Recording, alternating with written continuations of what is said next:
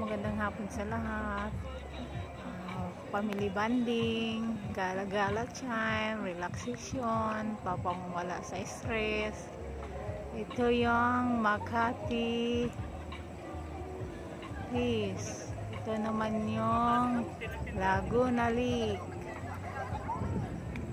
Ito naman yung Antipolo Rizal.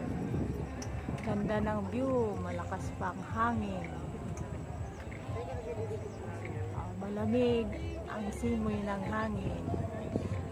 Banding time with my family. Parang vlogger ah. And friend. Parang vlogger ah. Picture kita dyan. Practice gani.